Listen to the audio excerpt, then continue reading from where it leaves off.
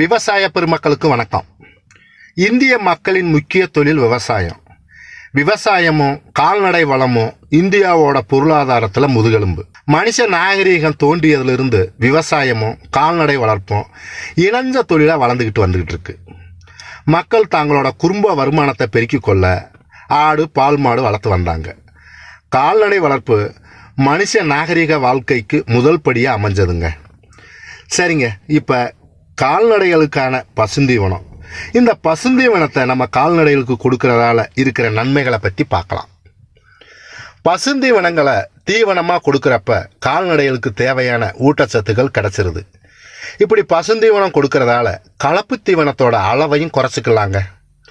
அது மட்டும் இல்லைங்க, நம்ம நிலத்தில் பசுந்தீவனம் உற்பத்தி செய்கிறதால மண்ணோட வளமும் நீரை தாங்கக்கூடிய சக்தியும் கூடுது. பசுந்தீவனத்தில் பார்த்தீங்கன்னா நீர்ச்சத்து 70-80% இருக்கிறதால பசுந்தீவனத்தை திங்கிற கால்நடைகளுக்கு குளிர்ச்சி கிடைக்கும்.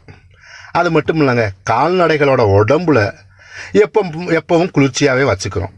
இதனால் கால்நடைகளோட உடம்புல இருக்கிற வெப்பம் தன்னால் குறைய ஆரம்பிச்சிடும்.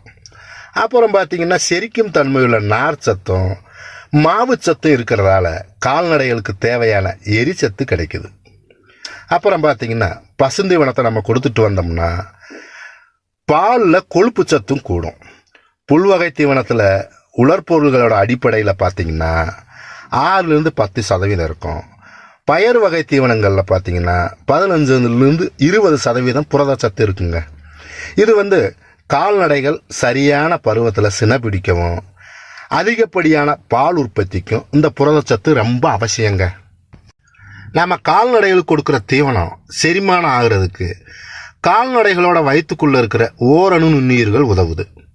பசுந்தீவனத்தில் இருக்கிற மாவுச்சத்து இந்த நுண்ணுயிர்களோட வளர்ச்சிக்கும் பெருக்கத்துக்கும் ரொம்ப உதவுதுங்க.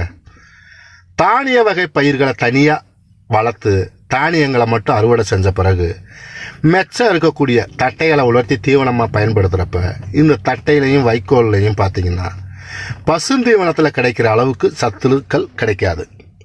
அதுக்கு என்ன செய்யணும்னா தானிய வகை பயிர்களான கம்பு, சோளம், மக்காச்சோளம் இதுகளை குறிப்பாக கம்புவை அந்த கண்ணாடி இலை பருவம் அப்படின்னு சொல்லுவோம். அதாவது பூக்குற பருவத்தில் அறுவடை செஞ்சு நம்ம கொடுக்கலாம்.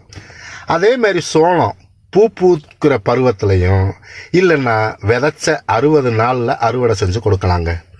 அதே இது மக்காச்சோளம் பார்த்திங்கன்னா அந்த கதிர் உருவாகிற பருவம், அதாவது பால் பருவம் 60-70 நாளில் தென்படும்.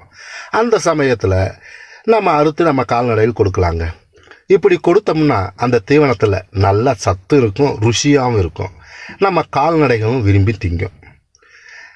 இப்போ நம்ம கால்நடைகளுக்கு பசுந்தீவனம் கொடுக்கறதால இருக்கிற நன்மைகளை பற்றி தெரிஞ்சுக்கிட்டீங்களா? நன்றி, வணக்கம்.